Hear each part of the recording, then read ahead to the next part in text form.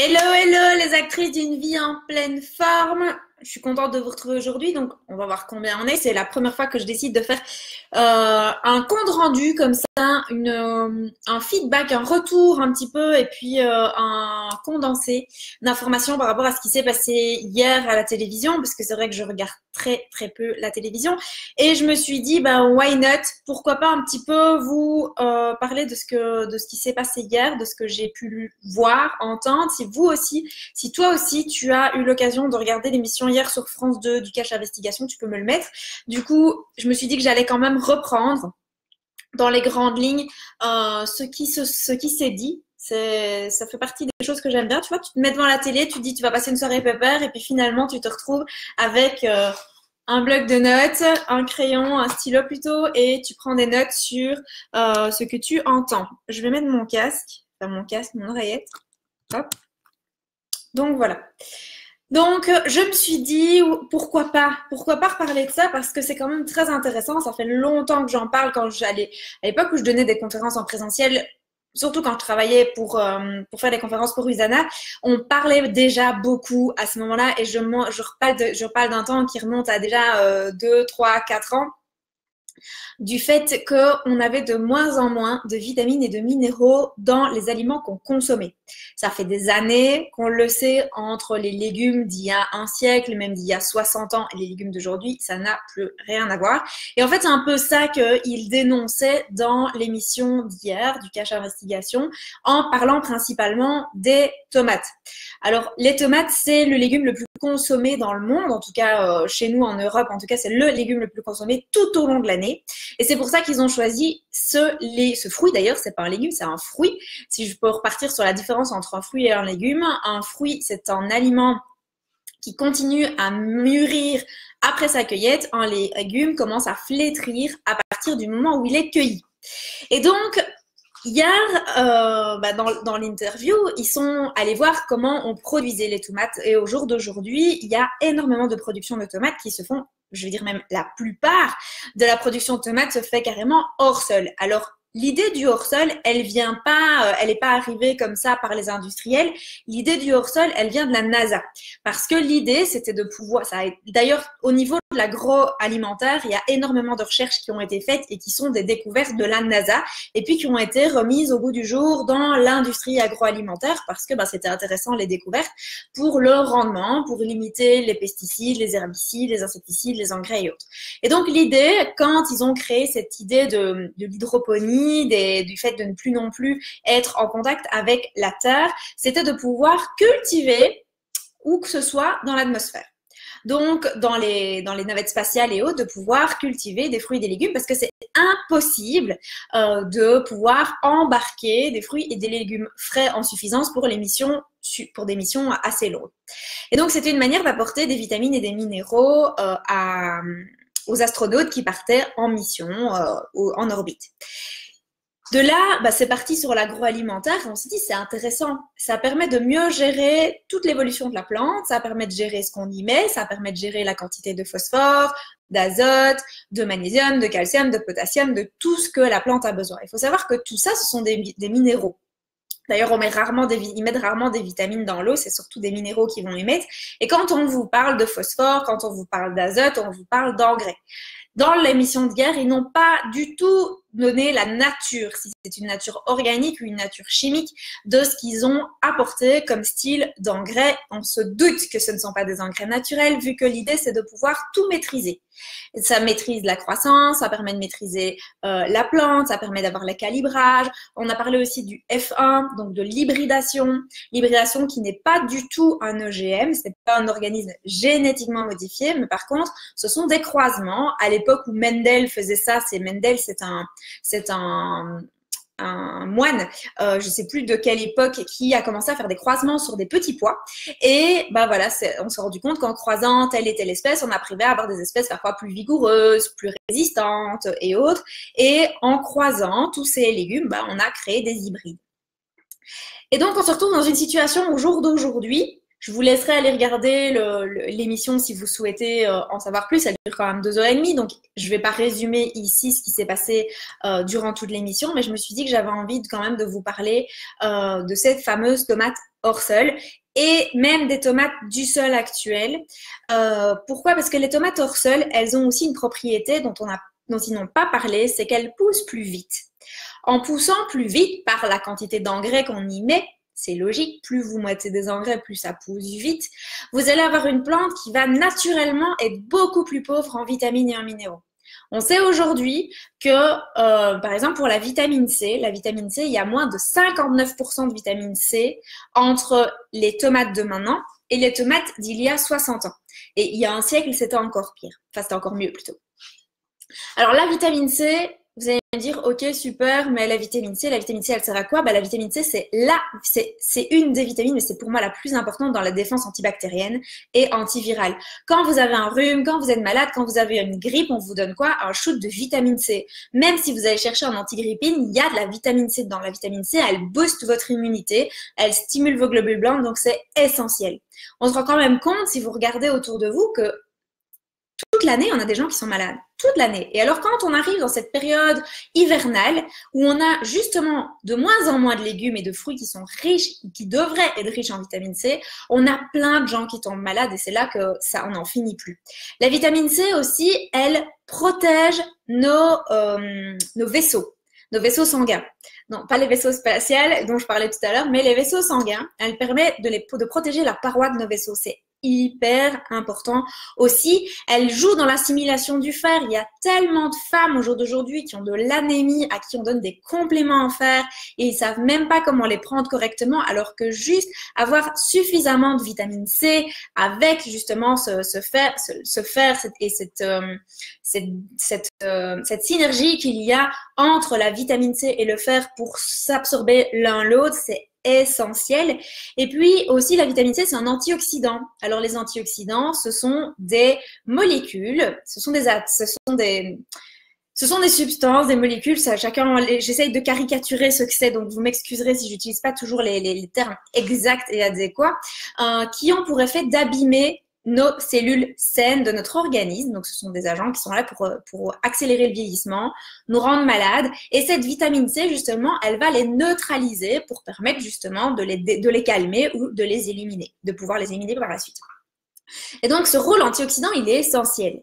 Surtout quand on se voit qu'on vit de plus en plus vieux, et je vais remettre une petite parenthèse sur le fait que ça, c'était les dernières études. Au jour d'aujourd'hui, maintenant, on diminue l'espérance de vie, mais on vit vieux et on vit souvent vieux, mais en mauvaise santé. Il suffit de regarder les hospices, les homes, les personnes âgées. Il y a de moins en moins de personnes âgées qui sont capables de rester chez elles jusqu'à la fin de leur vie parce qu'on vit en moins bonne santé. Quand on regarde les cinquantenaires, au jour d'aujourd'hui, c'est extrêmement rare d'avoir des cinquantenaires qui n'ont pas de médicaments. Entre des problèmes de thyroïde, des problèmes de tension, des problèmes de dépression ou tout autre quelconque problème qu'on peut avoir, à partir de 50 ans, c'est extrêmement rare d'avoir des personnes qui n'ont aucun médicament. Et pour revenir à ma vitamine C, il joue aussi un rôle important dans la cicatrisation. Alors la cicatrisation, ça touche tout le monde, ça touche l'enfant qui va se blesser, la cicatrisation, c'est aussi la capacité de nos cellules à se régénérer aussi. Donc, ça part même de la... Je peux même dire la spermatogenèse chez les hommes, ça joue sur énormément de choses dont on n'a même pas idée. Donc, diminuer cette vitamine, on parlait principalement de la vitamine C, mais c'est aussi se rendre compte qu'on a en moyenne entre 15 et 35% de calcium en moins. Oui, mais on est dans une ère où on parle tout le temps de l'ostéoporose, de l'arthrose, des soucis de la spasmophilie, des crises de tétanie, tout ça, on a besoin de calcium. Alors vous allez me dire, oui, mais le calcium, les produits laitiers.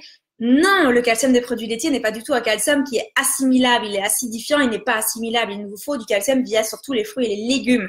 Et si on en a moins, c'est normal qu'on soit plus malade. Et si en plus on boit du coca par-dessus, on assimile encore moins le coca, on acidifie encore plus son organisme et on est encore plus malade.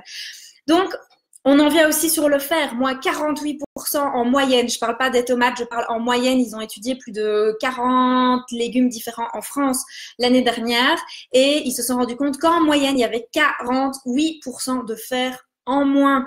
Le fer qui est important pour aider à circuler, faire circuler l'oxygène.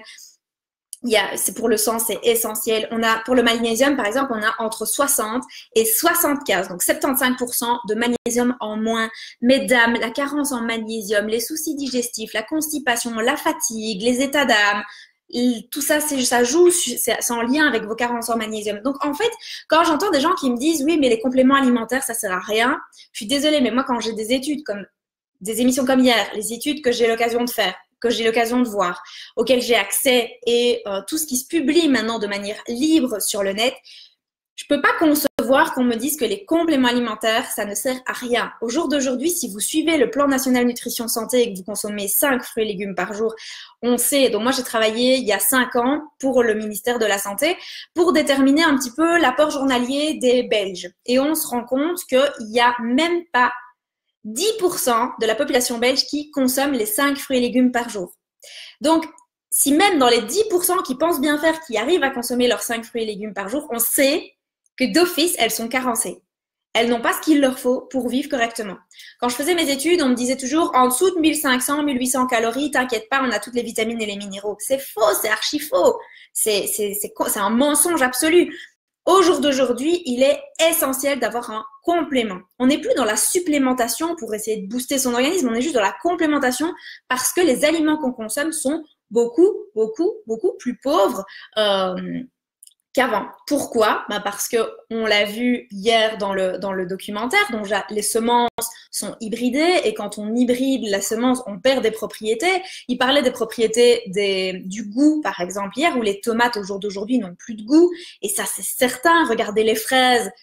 Je vais moins parler des fraises qu'on a maintenant, mais les fraises qu'on a mars, avril, mai, les fraises n'ont pas du tout de goût non plus, parce que quand on choisit le gène de la couleur, d'office, on détruit le gène du goût.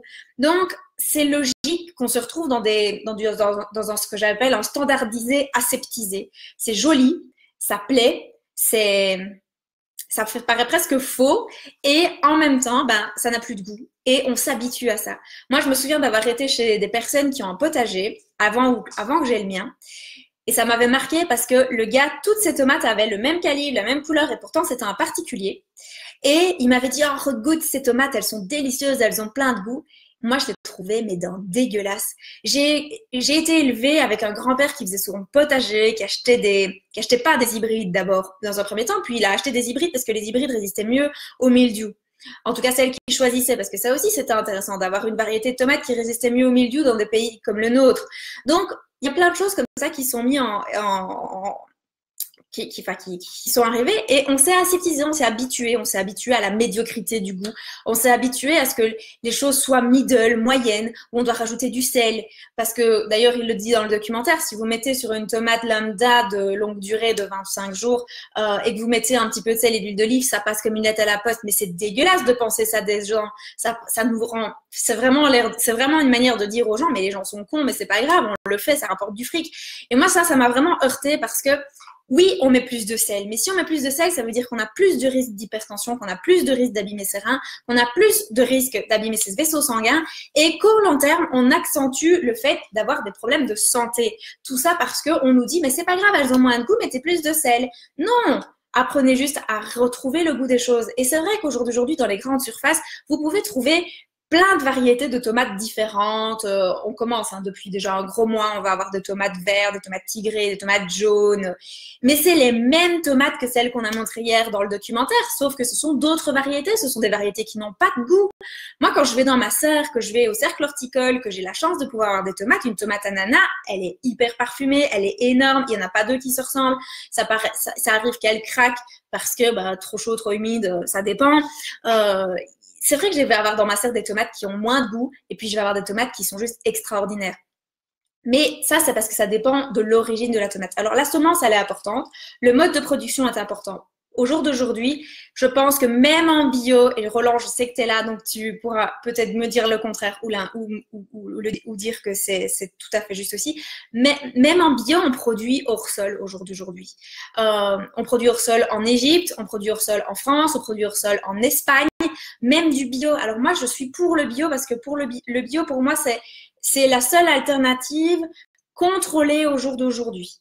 Maintenant, ne me faites pas dire ce que je n'ai pas dit. Si vous avez un petit producteur pas loin de chez vous qui est dans l'éthique du bio mais qui pour lui n'a aucun intérêt à avoir le label bio, il va de soi que je préférerais 1000 fois que vous ayez chez lui parce qu'il y a des chances qu'il ait encore des semences anciennes, qu'il récupère ses semences d'année en année parce que une tomate c'est impressionnant la quantité de semences qu'il y a dedans. Moi je n'achète pas des semences de tomates, mes tomates je les ressème d'année en année. J'ai même cette année, l'année dernière j'avais laissé tomber des tomates dans la serre, bah, cette année j'ai même pas dû ressemer mes tomates. Elles sont sorties toutes seules de terre. Et je ne sais pas ce que je vais avoir. Mais ça, c'est pas grave, c'est la nature. Et tout ce que je sais, c'est que j'aurai des tomates. Donc, le bio, pour moi, c'est une solution. C'est peut-être pas la solution parfaite, mais c'est pour ça que je trouve ça génial quand il y a de plus en plus de coopératives qui se créent dans les agglomérations, dans les campagnes, de jeunes qui se lancent dans la permaculture, soit d'abord pour eux, soit carrément pour faire partager ou avec leur quartier. Il y a des comités de quartier qui s'organisent et je trouve ça fun parce qu'on remet du pouvoir aux gens. En fait, quand vous consommez ces fameuses tomates lambda, vous perdez complètement votre pouvoir. Vous perdez le pouvoir de décision. Vous êtes juste un mouton qui suit une industrialisation, une ère de l'industrialisation où on vous a plus appris à décider, mais on a décidé pour vous. Au tout début du documentaire, on a le chercheur de la société bretonne là, qui dit les gens aiment que ce soit beau, calibré et qui n'est à la limite on vous dit mais que vous aimez ne pas avoir à choisir. Parce que c'est vrai que s'il y avait deux tomates qui étaient différentes, vous devriez avoir demandé, ça demanderait à votre cerveau l'effort de choisir. Tiens, je prendrais plutôt celle-là ou celle-là. Moins on a de choix, plus c'est facile et donc plus on rentre dans un moule, plus on rentre dans un cadre et plus c'est facile d'être manipulable. Donc, je fais du coq à l'âne, je me perds un peu dans mon histoire. Je reviens sur mon système de production. Donc, la production est importante, la production dans le sol. Dans le sol et dans le respect du sol, parce que si on commence à mettre des engrais, des herbicides et ainsi de suite, ça n'a aucun sens non plus. Et quand je dis dans le sol et quand je dis faites attention aux engrais, c'est que même le producteur lambda, c'est facile d'aller chercher un engrais chez un horticulteur ou autre et de se dire « Oh, j'ai envie d'avoir des tomates un peu plus vite, j'ai envie d'avoir du brocoli un peu plus vite. » Et en fait, quand vous faites ça, en dehors du fait que vous allez mettre un engrais qui n'est ni bon pour vous, ni bon pour la terre, vous allez avoir un légume qui va pousser plus vite. En poussant plus vite, il n'a pas le temps de se charger en vitamines et en minéraux.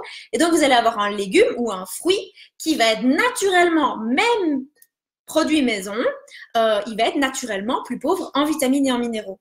Donc, c'est dommage parce que en pensant bien faire, en disant je vais avoir plus de production et ainsi de suite, vous allez fatiguer la terre, vous allez fatiguer votre plan et vous allez vous fatiguer parce que vous n'aurez pas ce qu'il vous faut pour vous être en bonne santé.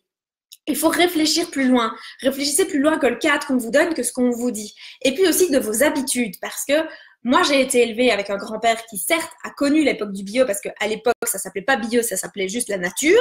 Et puis, est arrivé tous ces produits industriels ou qui ont révolutionné le potager de monsieur et madame tout le monde, où on nous a dit il faut plus de limaces, il faut plus de mauvaises herbes, il faut que les légumes poussent plus vite, il faut telle saison, tel truc, tel bazar, il faut supprimer ça parce que il y a telle maladie qui arrive dessus. On a fait de la soi-disant prévention de maladies du potager et on se retrouve au jour d'aujourd'hui à avoir une perte colossale, moins de 60, il y a plus de 75% des espèces cultivées qui ont disparu au jour d'aujourd'hui. C'est colossal. Ça veut dire qu'on va vraiment vers un monde où toutes les courgettes seront vertes, toutes les tomates seront calibrées et rouges, et où les fraises auront la même couleur, mais plus de goût, plus d'odeur.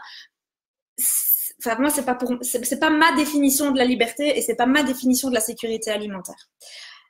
Une chose aussi dont on ne parle pas, c'est aussi du transport. On achète souvent des tomates qui ne sont pas cueillies mûres. D'ailleurs, c'est pareil pour beaucoup de choses, qui ne sont pas cueillies mûres, qui viennent en bateau ou en avion, souvent le cas en bateau, surtout pour tout ce qui est bananes, entre autres, fruits et légumes à durée de vie à longue durée. Quand tu cueilles un aliment et qu'il n'est pas à maturité, il ne sait pas se gorger en vitamines et en minéraux. Il est plutôt acidifiant pour notre organisme. Et puis, il va prendre sa maturité comme ça durant son moyen de transport pour arriver à point chez toi. Et toi, tu te dis, génial, la tomate, elle est à point. Génial, ta banane, elle est à point. Et en fait, tu n'as aucune des propriétés du légume ou du fruit qui est à point. Aucune. Et c'est pour ça que c'est important de consommer 2 saisons et un maximum local. Parce que la saison des tomates, c'est pas maintenant. La saison de tomates, ça commencera chez nous en Belgique, en tout cas. En France, dans le sud de la France, elle a commencé. Chez nous, moi, je pense que les premières tomates cerises, on va les avoir d'ici 2 semaines. Les belles grosses tomates, je dirais d'ici 1 mois. Et on va avoir chez nous des tomates jusque fin octobre.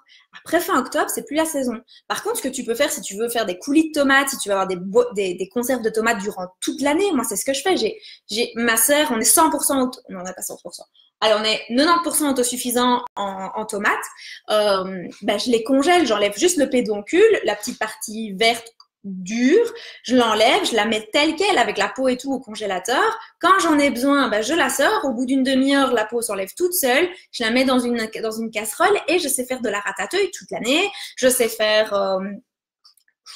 on sait faire ce qu'on veut avec. Je fais des coulis aussi, je fais des tomates pelées et j'en fais un stock que soit je me congèle, soit je stérilise pour avoir comme ça des tomates tout au long de l'année. Alors certes, tu vas me dire, ça me prend du temps. Oui, ça va me prendre toute une journée. Ça, c'est clair. Ça va prendre une journée. Ça peut être hyper abrutissant quand on n'est pas spécialement un grand fan. Mais moi, quand j'ai le plaisir de pouvoir me dire que tout au long de l'année, je mange des légumes qui ont été cueillis à maturité, ou j'ai détruit une partie des vitamines et des minéraux parce que j'ai cuit, j'ai stérilisé et autres, je n'en disconviens pas parce que j'en voulais en venir d'ailleurs sur la méthode de conservation et de cuisson. Mais il faut se dire qu'il n'y a pas de... Si déjà tu as un aliment qui est pas riche en vitamines et en minéraux et que tu le cuisines, qu'il est mal conservé, qu'il est mal transporté, mal conservé, mal cuisiné, le total vitamines minéraux à la fin, il est presque de 0.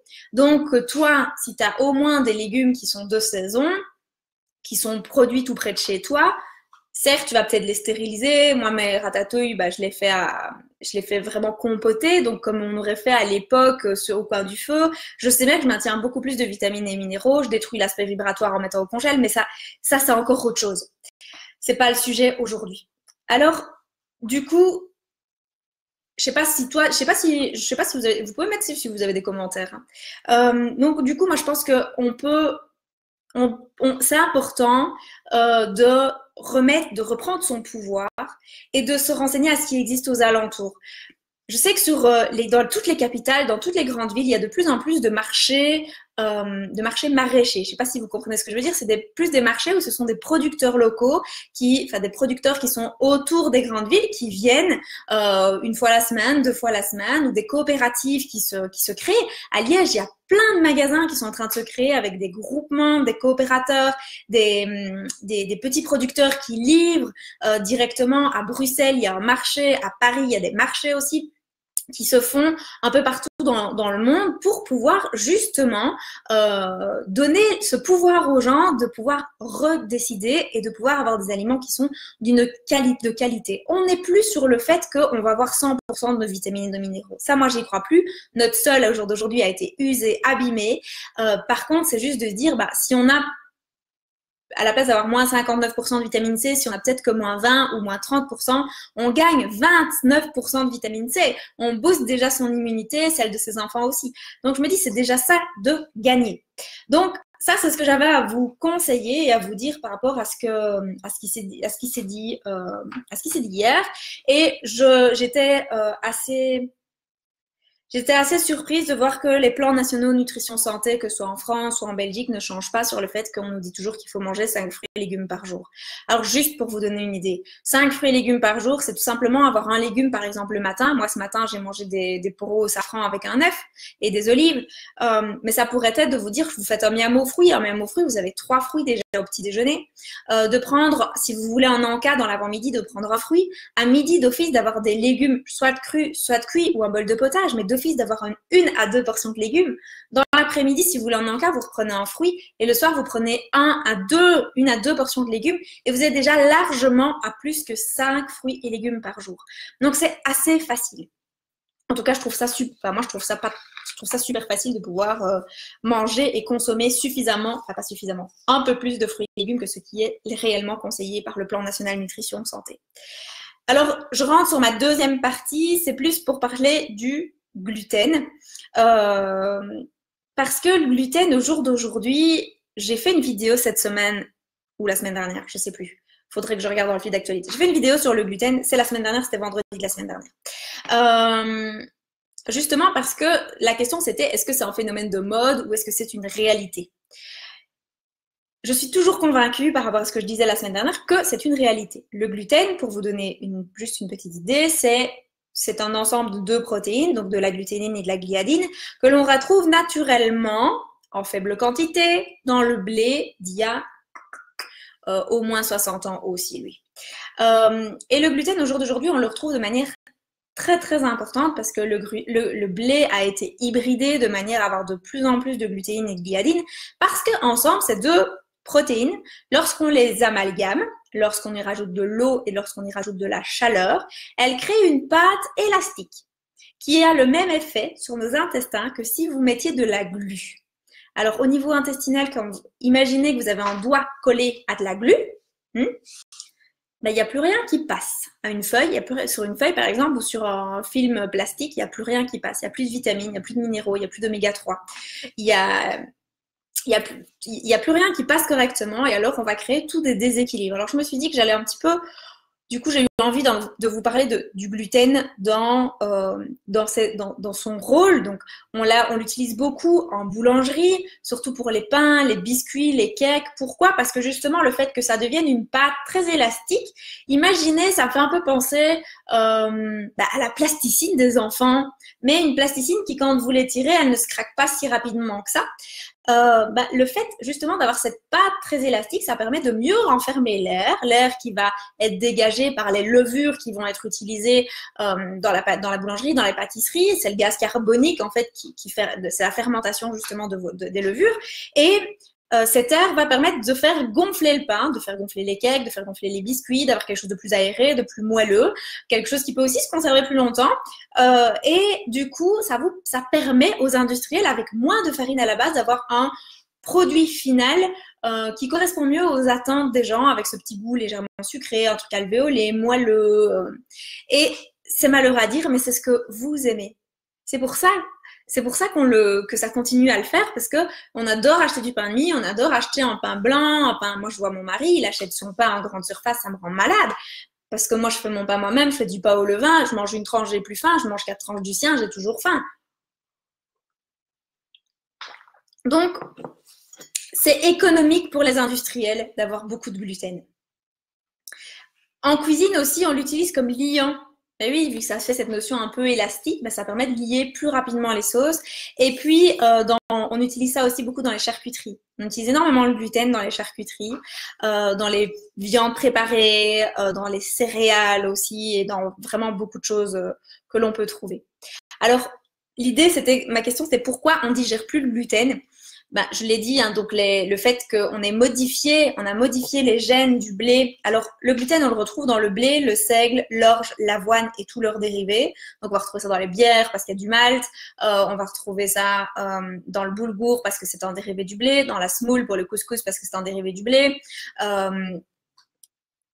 L'avoine, il y a de l'avoine ancienne ne contenait pas de gluten. Hein. C'est pour ça qu'au jour d'aujourd'hui, les personnes sans gluten peuvent consommer certains types d'avoine qui sont naturellement sans gluten. C'est pas qu'on a enlevé le gluten de l'avoine, c'est qu'on a recommencé à cultiver des variétés d'avoine qui sont naturellement sans gluten. Mais l'avoine standardisée, lambda, bio, non bio, il contient du gluten. Pour la santé, en fait, ce gluten, comme j'ai dit, ça fait une colle sur l'intestin. Et en fait, imaginez votre intestin, c'est comme un accordéon et vous allez avoir les jonctions qui vont venir se serrer. Donc, on va avoir une inflammation de l'intestin. Puis alors, on a vraiment les maladies comme la maladie cœliaque. Il faut savoir qu'il y a 1% de la population qui est cœliaque en moyenne, je vais dire, en Europe. Et on a 6% de la population qui est hypersensible au gluten. C'est-à-dire qu'ils font des réactions carrément, c'est comme une allergie, mais c'est pas par définition, c'est pas l'allergie, mais c'est une réaction d'hypersensibilité au gluten et ça commence dès l'âge de la diversification alimentaire, donc dès l'âge de 3 à 6 mois, avec des diarrhées chroniques, alternance de diarrhée chronique, parfois même de constipation chez les enfants, des douleurs abdominales qui peuvent être récurrentes chez les enfants, des vomissements chez les enfants, c'est très typique de la maladie cœliaque, les vomissements, un retard de croissance, évidemment quand vous absorbez pas correctement vos vitamines, vos minéraux, vous êtes en état inflammatoire, c'est normal d'avoir un retard de croissance ou une petite taille. Chez les jeunes filles, chez les ados, c'est un retard de puberté quand c'est vu plus tard. On a des soucis d'anémie. L'anémie, pour donner une petite idée, dans le blanc de l'œil, donc quand vous faites ça, ici, c'est censé toujours être un beau rose, le rose de la couleur de votre peau. Quand ça devient blanc, automatiquement, vous êtes en anémie. Et ça, c'est une manière très simple. C'est pour ça que souvent, les médecins, ils font ça, juste parce que ça leur permet d'avoir, ils vont pas avoir un dosage exact, mais ça leur permet d'avoir une idée de si votre taux de fer est suffisamment bon. Un manque d'appétit qui arrive, parce que bah, évidemment, un enfant, quand il a mal au ventre, quand il vomit, quand il est nauséeux, vous le voyez quand il a une gastro, l'enfant, il est incapable il pourrait rien manger. Il a une angine, il sait rien manger. C'est plus l'adulte qui va se dire, il faut manger. Un enfant, il se respecte sans le vouloir et il va diminuer son appétit. Enfin, il va pas diminuer, il va plus vouloir manger parce qu'il se rend compte que ça lui fait du mal de manger. Et on va avoir comme ça des changements d'humeur assez importants, d'une irritabilité chez l'enfant, des syndromes un petit peu de dépression chez l'enfant qui sont en lien directement avec justement cette hypersensibilité et le gluten, et puis une fatigue qui va s'installer. À partir du moment où tu n'as plus de vitamines, tu n'as plus suffisamment de vitamines et de minéraux, tu as une fatigue qui s'installe. Et tu peux avoir des anomalies de l'émail dentaire chez les enfants. Alors, dans les symptômes chez l'adulte, ils sont fort pareils, hein, diarrhée chronique ou alternance diarrhée chronique constipation, douleur abdominale, des gaz, des ballonnements chez les adultes. Mais alors, on va avoir une perte ou une prise de poids, ça va être très dépendant d'une personne à l'autre parce que chez certaines personnes, l'inflammation crée une prise de poids et chez certaines personnes, l'inflammation crée une perte de poids. Ça va dépendre un petit peu du métabolisme de chacun. Mais moi, je trouve que ce qui est assez flagrant chez les personnes qui ont des soucis d'hypersensibilité ou de maladie cœliaque ou par rapport en tout cas au gluten, c'est les douleurs articulaires.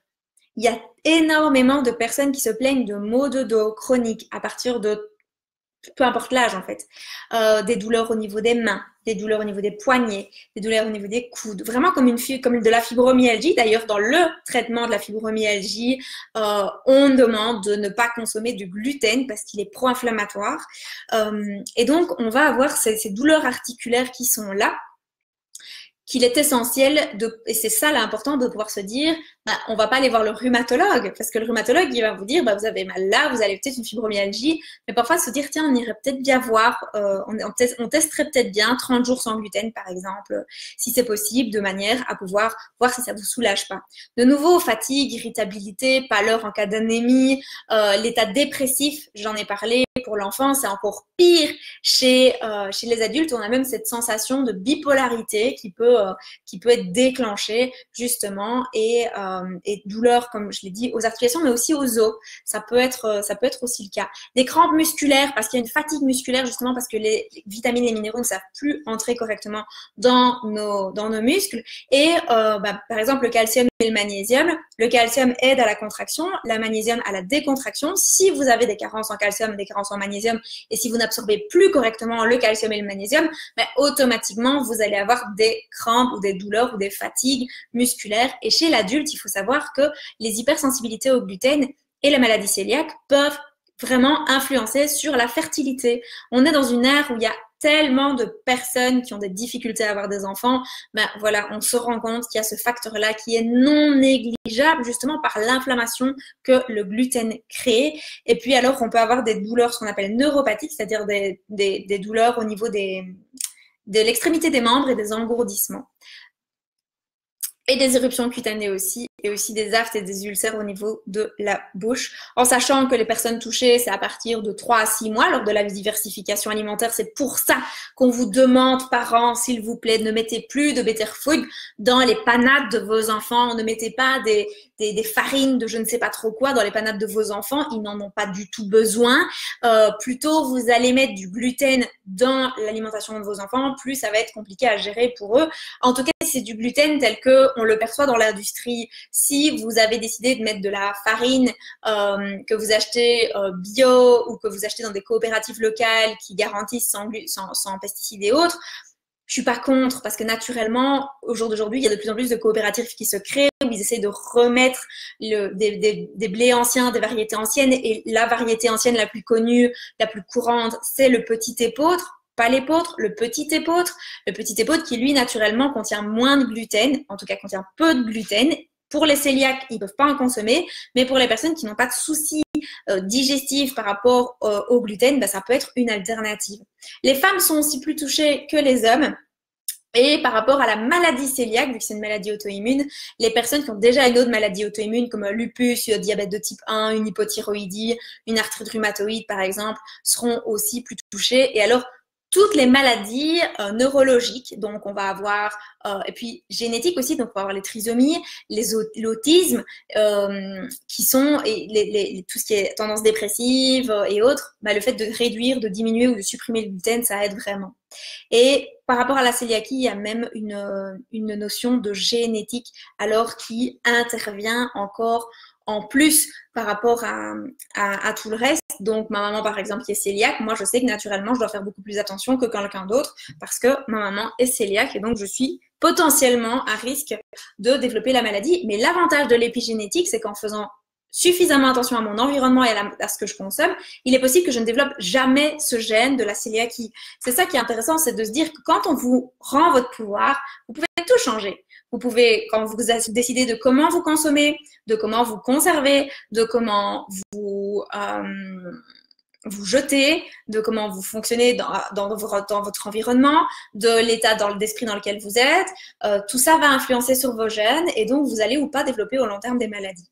Alors, je ne sais plus si j'avais encore quelque chose à dire. Je regarde sur mes petites notes d'hier.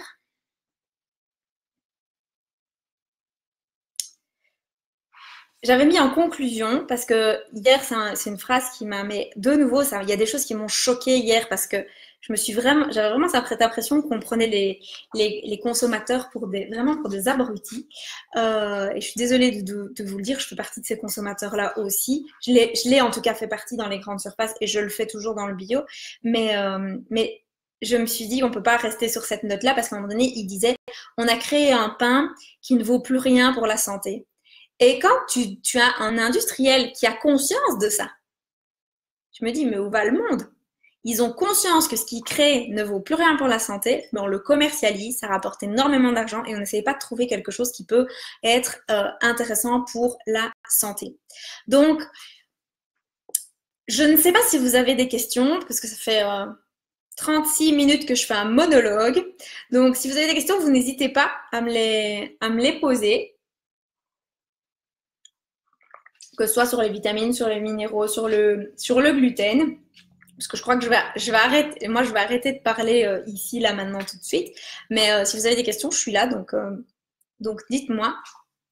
J'en profite pour dire bonjour à tous ceux qui sont là. Donc, bonjour Roland, bonjour Corinne, bonjour Véro, bonjour Vicky, bonjour Karine, bonjour William, bonjour Greg, bonjour Maude.